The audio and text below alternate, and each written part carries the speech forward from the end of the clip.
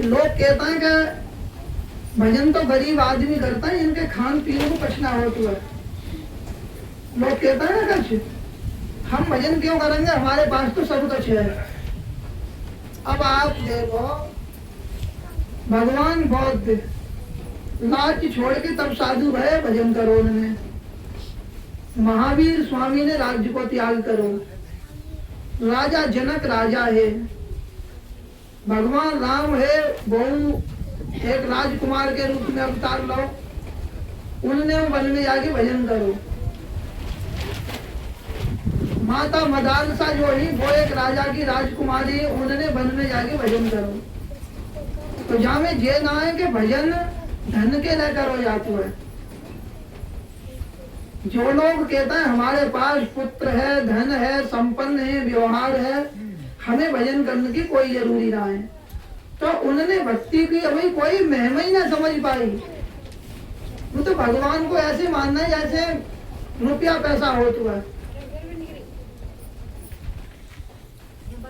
तो भक्ति जो है वो आत्म कल्याण के लिए सबको ही अनिवार्य है। ज्यादा जाके पास पैसा है तो मानो कि भागे पास ज्यादा कीचड़ लगी हुई है। क्यों? कीचड़ ही तो है। आत्मा तो सब में ही एक ही है। जो तत्व है बाको, चाहे हम भगवान को अंश कह दें, चाहे तत्व कह दें या आत्मा कह दें, फिर वो सब में एक बराबर है। गांव में 4 भाई होता है, एक गरीब होता है, मतलब बाप कम पैसा है, एक पे ज्यादा है, तो वो कोई दूसरों वालों बड़े बाप को लड़का थोड़ा कहलाता है। क्यों? ये तो कही जाएगी जो बड़े बाप को लड़का है वो छोटे बाप को लड़का है। भाई ये संसार की कीचड़ है, काउ के पास ज्यादा है और काउ के पास कम है। और सही बात बूझ रहे हो तो जाके पास पैसा ज्यादा है, ज्यादा व्यवहार है, ज्यादा रिश्ता है, उनको भगवत प्राप्ति में उतनी कठिनाई है। क्योंकि जाको कपड़ा जे तो ज्यादा गंदो है, तेती धोवन में लोड ज्यादा पड़ा और साबुन ज्यादा खर्चा हो। भाई भगवत प्राप्ति करने के लिए मन में तो सब बात निकाल के भगवान को ही तो बिठाना, ये तो बात है। तो जाके पास तो थोड़ा सो है, कच घुसो तो अपन थोड़ा सो निकाल दो, और जाके पास पूरी दुनिया घुसी है तो बात तो निकालने में बहुत कष्ट होगा। फिर गोस्वामी तुलसीदास जी महाराज ने रामचरितमानस में कही है कि तुलसीदास का चित्त विलास जग बूझत बूझत बूझे, यानी जितनो बड़ो चित्त को पट पसारा उतना ही बड़ो जगत है। अब जैसे जिन माताओं के घर छोटो सो घर है और थोड़े से बर्तन हैं और थोड़े से घर में पशु हैं, तो आप विचार करो कि कितने की चिंता, जहाँ पर थोड़े हैं तो थोड़े की चिंता तो है। अब घर है 4, अब बेचारी झाड़ू पोछा करते ही करते परेशान, भजन करने कोई समय ना है। तो पहले तो आप यहाँ देखो कि यही भजन करने को समय ना मिल रहा, हम झाड़ू पोछा करते ही कर, सफाई करते कर।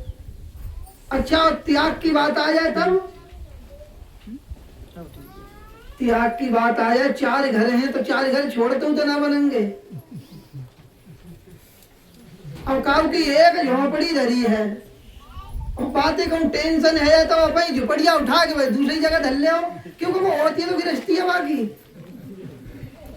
जैसे आपने देखे होंगे वो, अब कम आवत होंगे वो एक गाड़ी में आते, क्या कहते होते कलाबाज, वो एक तिरपान तानी और वायु पल्लिया बिछाई और सब बालक वायु में गिरा दे, और जब चलन को नंबर आओ तब उन्हें कोई अड़चन ना है। जब तक तुम प्रेम थी बोले सबने रखो तब तक रहे, और ने को दिक्कत हुई तो बटोरो चले भाई। तो जितनी जाके पास ज्यादा यहाँ संपत्ति है वो उतना ही लिपिटो हो मानो आप। तो वैराग्यवती जो ही कि उनको नाम हो वैराग्यवती, और जैसो नाम हो तैसे ही गुण है, कहिया जथा नाम तथा गुण। वो बचपन से ही भगवान की खूब भक्ति करे रहे। राजा जो है उनके पिता वो बहुत धर्मात्मा रहे, तो उन्होंने जब भक्ति ज्यादा करी तो उन्होंने पिता से मने कर दी कि पिताजी हम पूरे जीवन भजन करेंगे। तो राजा ने सोची कि जब हमारी बेटी भजन करना चाहती है तो भजन करना हो जाए, क्योंकि हम हैं राजा और कोई हमारे पास कमी तो कुछ है ना है। तो राजा ने एक अपने गांव से बाहर, भाई राजा ही है तो बाकी ना कोई कमी तो है ना, गांव से बाहर अपने किला के बाहरी साइड एक महल बनवा के बाबू दे दो कि तुम यही अपनो भजन करे करो। वैराग्यवती वह महल में रहने लगी।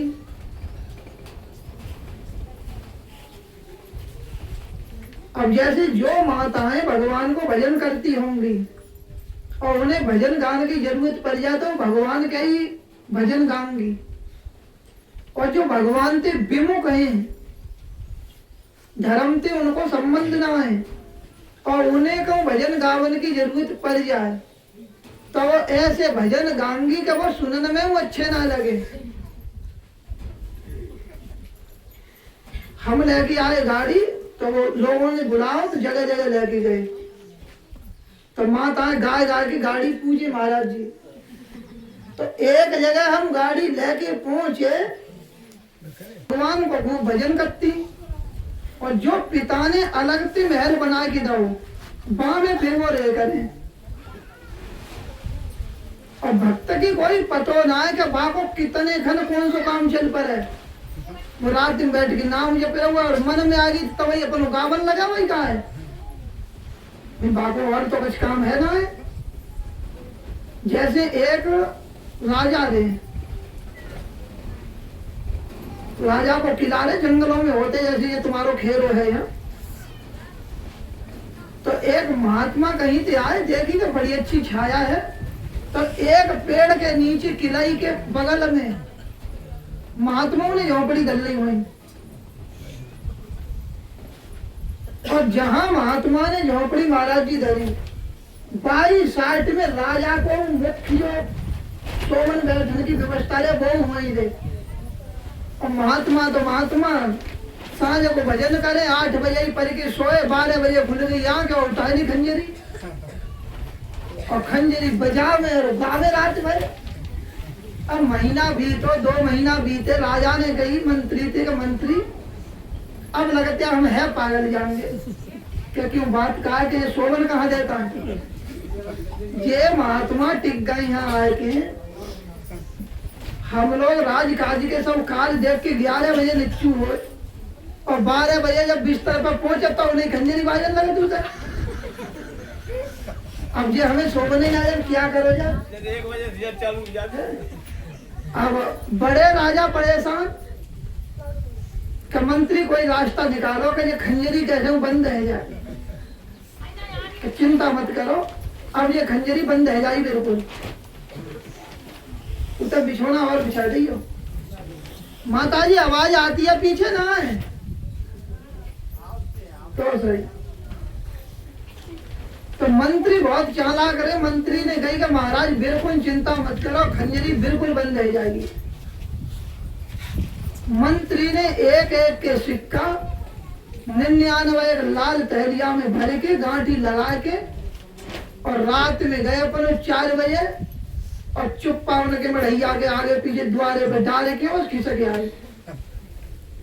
महात्मा सवेरे ही निकले तो लाल पुतलिया दिखी, तो डंडा दे हटाई के कोई कपड़ा परो हो वो, अब्बा मेरे भजन खोल के देखी तो टट्टी पिसाब सब भूले बेचारे गिरने बैठ गए। गिरे सब सिक्का तो 99 रुपया बैठे, तो सोची कि बहुत भजन है कोई लेके और चलो जाए, वो ऐसा करे।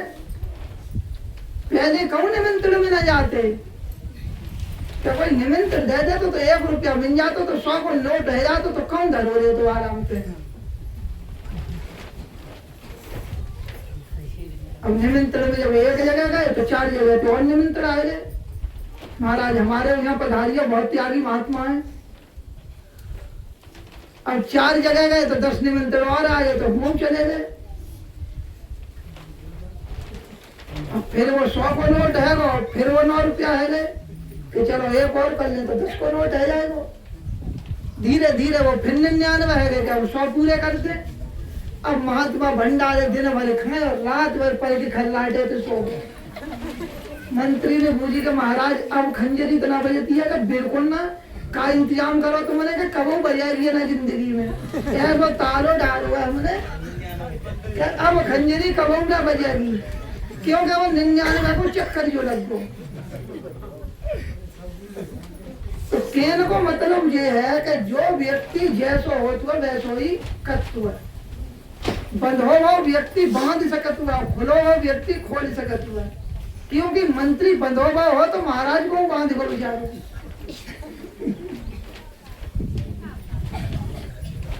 तो जैसे महात्मा गाय करे रात में,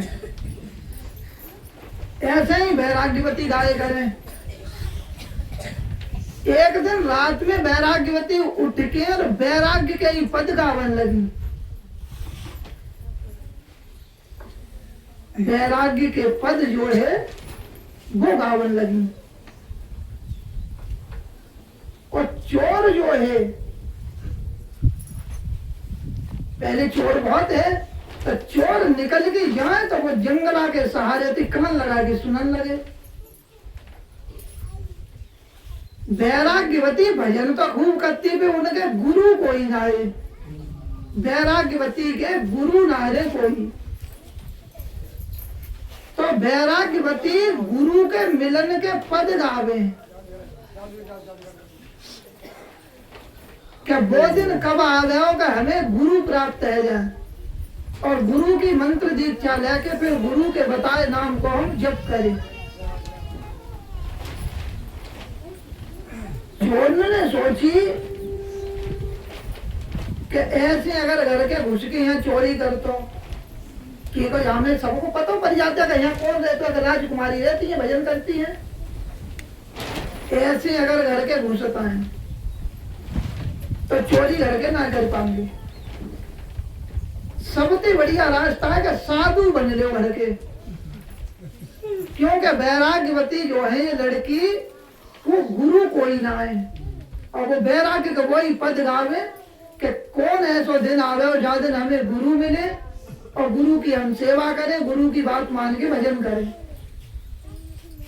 और जाको जाकी जरूरत होती है बाको को ढूंढते ही है। चोर चुप पा लौट गया कि कल ले आएंगे। 2 रुपया की गेरू ली, जय गोपाल की जय गोपाल। बढ़िया कपड़ा रंगे सबने। दूसरे दिना को रात में चले आए। वैराग्यवती वो फिर गावे तो आवाज दई के रोवो चिल्ला मत, हम गुरु आ गए तुम्हारे। गेट खोलो, अंदर बुलाए कि बैठो महाराज जी।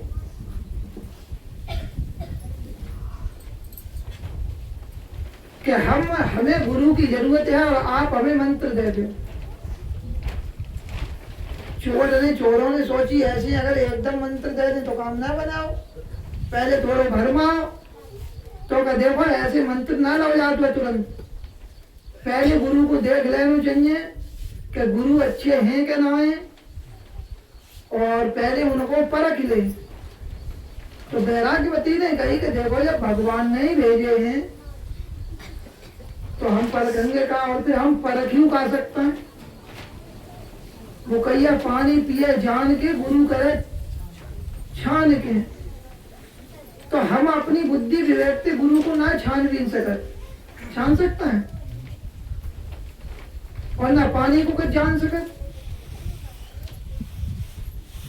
पानी को कोई जहर मिलाए तो छाने तो निकल जाए वो कोई, या पानी को जान ले पानी अशुद्ध है वह कहाँ पता चलेगी। तमाम बातें बताई। वैराग्यवती ने कही कोई बात ना है, हमें आप मंत्र कह दे।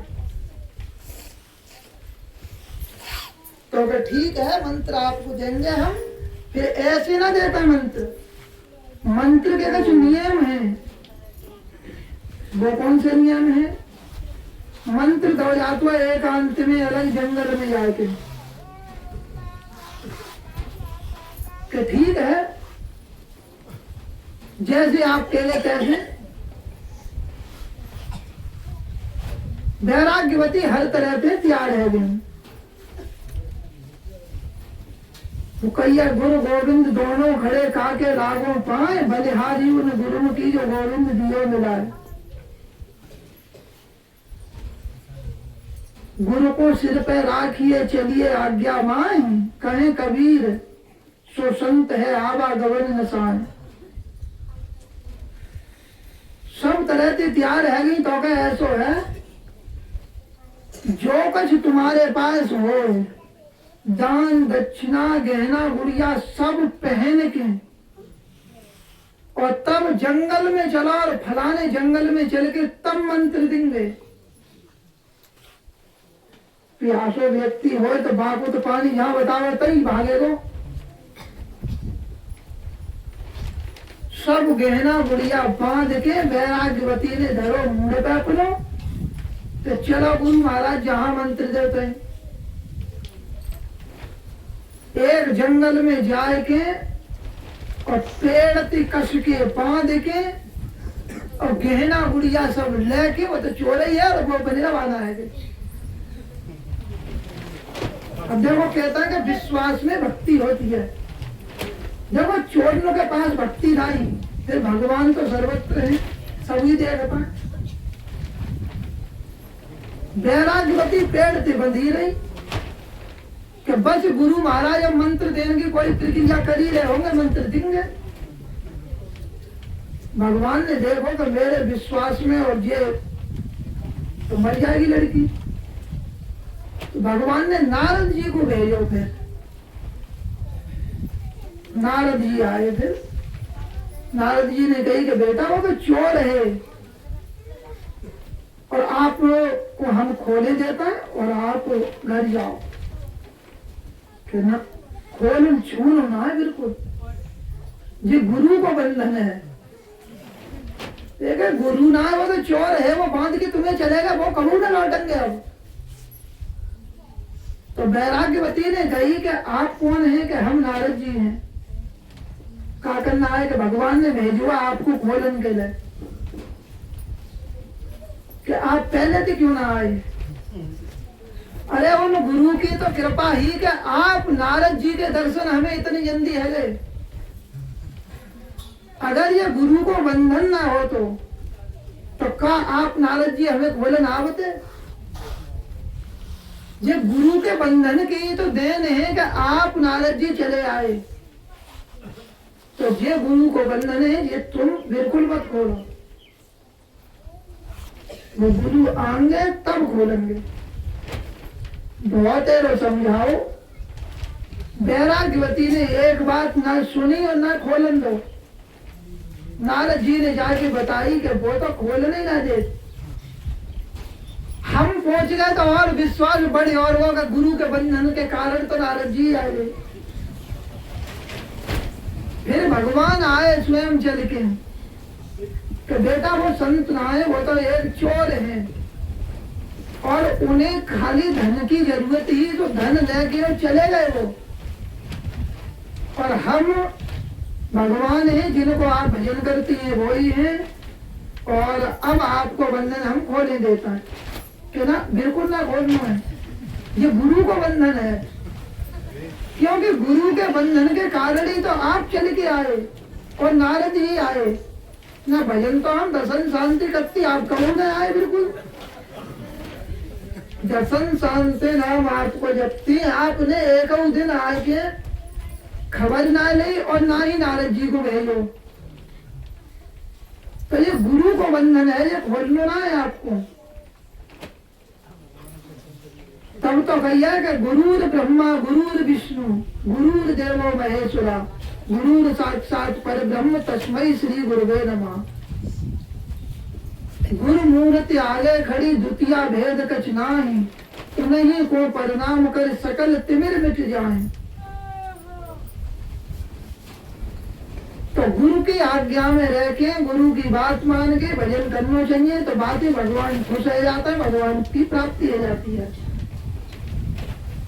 अब बैराग्यवती जब कैसे हो ना खोलन ने, कैसे हो खोल नहीं जाए थे, तब फिर भगवान ने उन्हें जब चोर है उनकी बुद्धि ऐसी घुमाई का वो घूम के वहीं चले आए। बैराग्यवती ने कही गुरु महाराज देखो यही है भगवान, कि बेटा हमें कोई न दिखत हुआ, हमें भगवान न दिखेंगे, हम हैं चोर। हम तो आपको गहना गुड़िया सौदा लेने के लिए ही साधु बने, अब हमें दया लगी कि तुम्हें खोल दे बस और तुम अपने घर चली जाओ। तो बैराग्यवती ने कही कि भगवान आप अभी गुरु को दर्शन दे, क्योंकि इन्हीं की कृपा थी तो आप आए चल के। तब भगवान ने उन्हों को दृष्टि दी, भगवान के उन्हें दर्शन भय। तो हमें विश्वास रखना चाहिए, भक्ति जो है वो विश्वास में। रामचरितमानस में कहिया कि बिन विश्वास भगत नहीं, ते ही बिन द्रवई न राम, राम भगत बिन सपने जीवन लय विश्राम। गीता में भगवान कृष्ण कहता है कि अश्रद्धया होतम दत्तम तपस्तप्तम कृतम चया असदित्य उच्यते पार्थ न चुतप्येत लोहिः। हे पार्थ विगत श्रद्धा वो तपो वो तप, जपो वो जप, होम वो हवन, कियो वो कर्म सब व्यर्थ है। तो जो कर्म हम करता है वो श्रद्धा और विश्वास के साथ करना चाहिए। और बैराग्यवती की तरह हमें विश्वास के साथ लग के भगवान को भजन करना चाहिए, जाते का जीवन जन्म सफल है जाए। समझ में आई बात? बैराग्यवती की तरह श्रद्धा विश्वास के साथ भजन करें और भगवत तत्व की प्राप्ति कर लें।